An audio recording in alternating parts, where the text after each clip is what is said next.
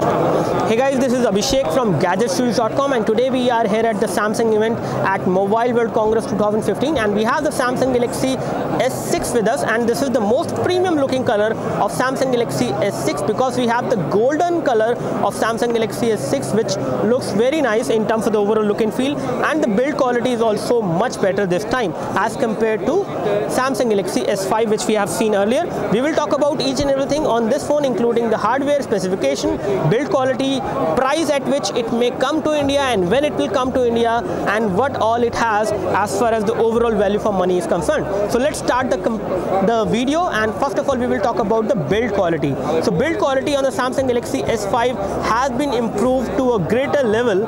As you can see, we have now metal on the edges, which is aluminum, and it is very good quality of metal being used on the edges, which does make this phone pretty solid. So you can actually see that the phone is good to hold in hand. It does feel very nice when you hold this phone in hand. At the back side we can see that we have glass, which is also very much attractive towards fingerprints, but it will not get scratches very easily. It is a Corning Gorilla Glass 4 at the front as well as at the back, so it will not get scratches very easily, but it will get a lot of fingerprints over time, and I would rather recommend you to go for a case once you buy this phone. In terms of the look and feel, I would say the phone does look very premium, and maybe more premium for some people out there, especially if you compare it with an iPhone 6. We have the golden color of the iPhone 6 over there, and I can just compare these two phones in terms of the overall look and feel. This is how the Samsung Galaxy S6 look like, and this is how the iPhone 6 look like, the golden version.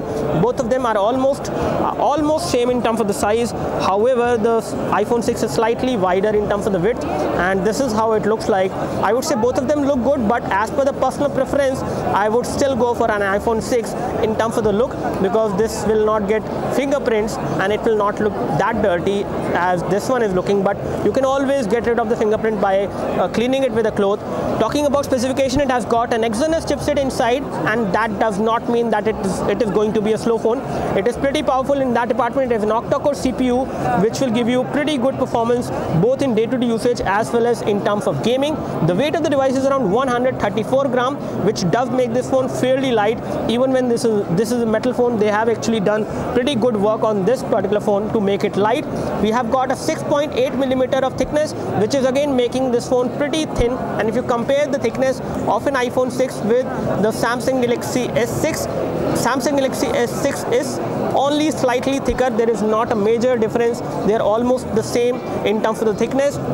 In terms of the overall form factor, both of them are good. I would say both of them are good to hold, but the glass at the back is something which is going to make this phone slippery over time, and you might not be able to hold it as smoothly as you might be able to hold an iPhone 6, especially without the case. Talking about other things, we have a Super AMOLED display on this device, which is looking pretty colorful. The color production is something which is very nicely done, I would say, and the display looks as good as it is if you see it from this angle or from this angle. There is no discoloration, there is no fading of colors happening on this phone. We have got Exynos 7420 chipset, which is the hardware inside, which is consisting of 1.5 GHz Cortex A53 quad-core CPU and another 2.1 GHz Cortex A57 quad-core CPU. We have Mali T760 GPU on this phone, and we have 3 GB of RAM, 32 GB, 64 GB or 128 GB of internal storage. We have got 16 megapixel camera at the back, which looks very good, but it is kind of a camera bulge above the surface of the phone, and it does make the phone kind of uneven when you place it on its back on a flat surface. We have heart rate sensor over there. We have some other sensors as well. At the bottom we have mic USB port, which is right now covered with the security thing. We have the loudspeaker over there, and we have a 3.5mm audio jack over there, which is right now covered from this plastic, so I can get rid of it. This is how the 3.5mm audio jack look like. Again, if you compare it with an iPhone 6, this is how they actually look like, and definitely the overall look and feel on the edges as far as the Samsung Galaxy S6 is concerned when we compare it with an iPhone 6, it is very much similar, but the mesh is there. Both of them have single loudspeaker on the edge, so if you place them on a table flat, sound will not get blocked, which is a very good thing.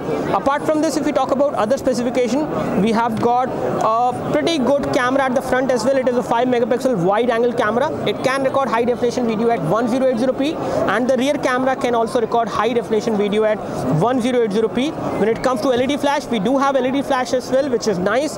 And talking about some of the things like the battery is something which is kind of a compromise on this phone, because it is a 2550 milliampere battery.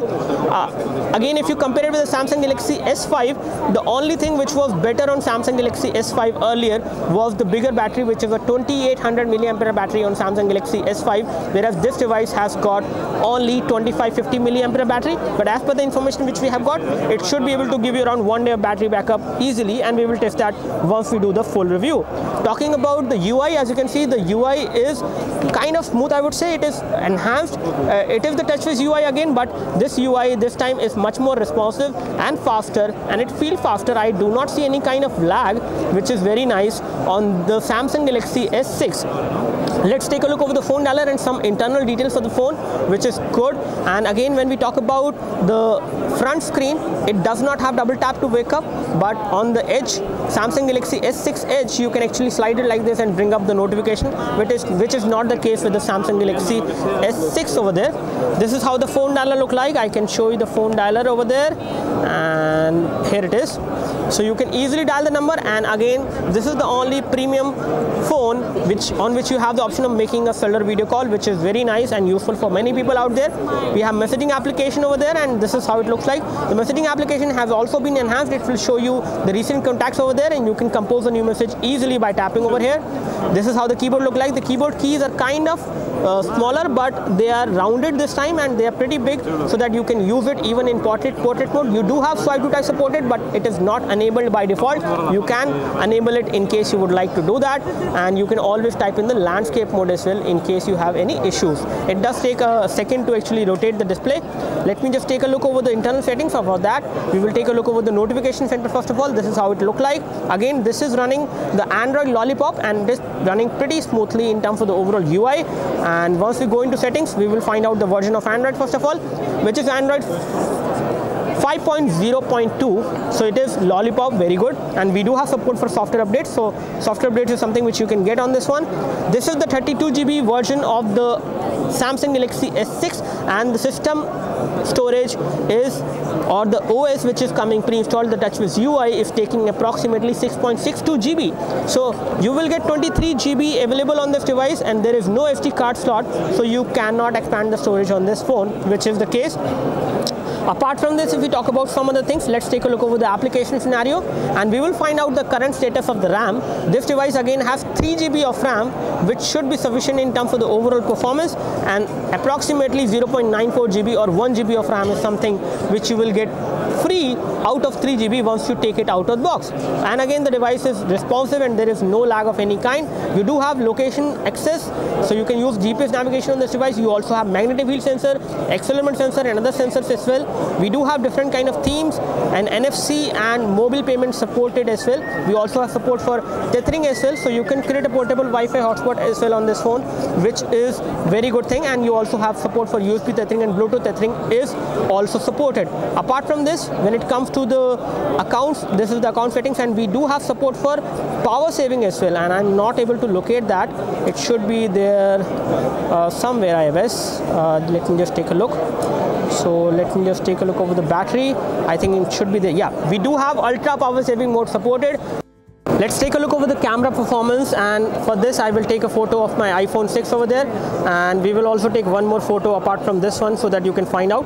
So this is how the device is looking like as far as the camera UI is concerned. I can take a photo of my iPhone 6 and the camera shutter should be quick.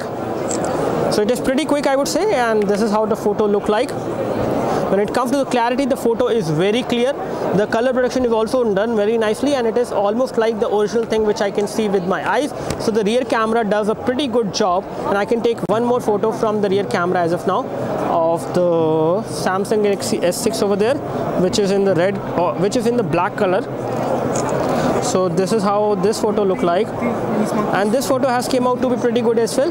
The rear camera can do a pretty good job when you take a photo in low light scenario like this. We are right now in a room with some artificial light. Let's take a look over the front camera.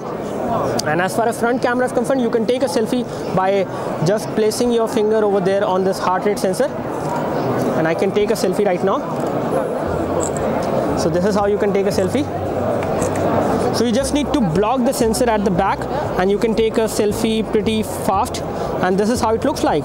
Again, the front camera quality is also very good. The front 5 megapixel camera can record high definition video. It can also take very good selfies.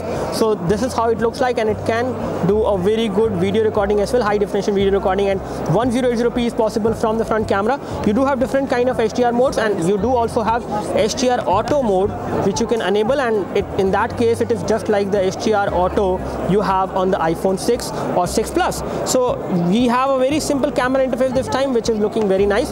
Apart from this, if we talk about the overall value for money, this device is going to come to India very soon. This will come probably by end of March, or in the month of March you will see this device launching in India for a price of approximately 50,000 rupees for 32GB variant. This time they are going to price more aggressively, I would say, and they might succeed in selling it. In case you want to compare it with an iPhone 6, one thing which I can say is that this phone looks good, looks premium, but for me or for some people out there, iPhone 6 may be a better choice in terms of the overall build quality, or the Samsung Galaxy S6 may also be a better phone in terms of the build quality and the overall design. But it always is a personal opinion. It all depends to you. Both of them are pretty good performers. Both of them have very good camera. Again, if you compare the camera on these two phones, the camera is slightly better over there on the back of the Samsung Galaxy S6 as compared to the rear camera, especially for low light performance, not for the regular photos. Low light performance is definitely better over here on the rear camera, both on the video as well as on the photo front. So that's all from us. Do let us know if you have any specific question for the Samsung Galaxy S6. We would love to help you. You can like this video. This video help you by clicking the like button below. You can subscribe to our YouTube video channel for more videos like this by clicking the subscribe button below. Thanks for watching this video. This is Abhishek signing off. Thank you.